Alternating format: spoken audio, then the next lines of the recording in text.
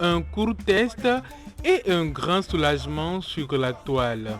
Pour la première fois depuis plusieurs mois, le rappeur Blaze a utilisé le canal Facebook pour s'exprimer sur son état de santé. Et les nouvelles sont plutôt bonnes. L'artiste annonce un retour grandeur nature prochainement.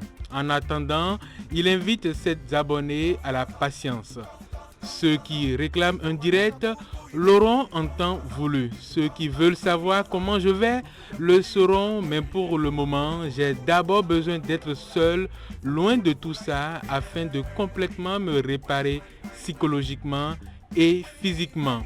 Côté fan, le message du rappeur est vécu comme un ouf de soulagement. La publication a ainsi affolé les compteurs avec plus de 55 000 réactions, dont près de 6 000 commentaires et 1200 partages en moins de 48 heures.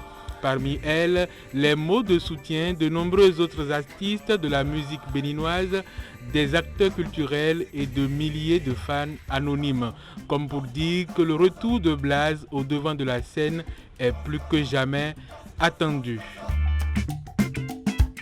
Autre chose qui était attendue et qui arrive déjà ce week-end, c'est la nouvelle politique de confidentialité de WhatsApp.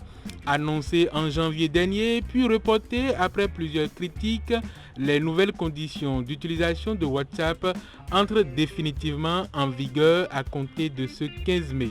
Elle rappelle notamment que l'application de messagerie instantanée partage des informations avec sa maison mère Facebook et ouvre la voie à de nouvelles fonctionnalités.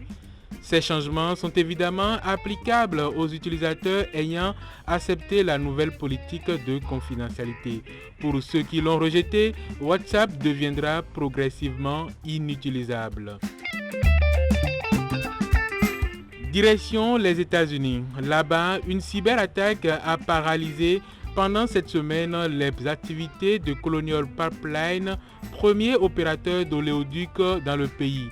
Les auteurs de l'opération ont pris le contrôle du plus important réseau d'approvisionnement de carburant pétrolier de la côte est des États-Unis. Ceci grâce à un ransomware ou rançongiciel, c'est-à-dire un code qui exploite les failles de sécurité pour crypter les systèmes informatiques et exiger une rançon pour les débloquer. Pour sortir de la paralysie, Colonial Pipeline aurait accepté de payer une rançon de 75 bitcoins, soit l'équivalent de 5 millions de dollars. Cette attaque met en lumière la cybersécurité comme étant l'un des gros enjeux auxquels font face beaucoup de pays. Elle rappelle aussi qu'aucun État n'est à l'abri, quelle que soit sa taille et ses moyens.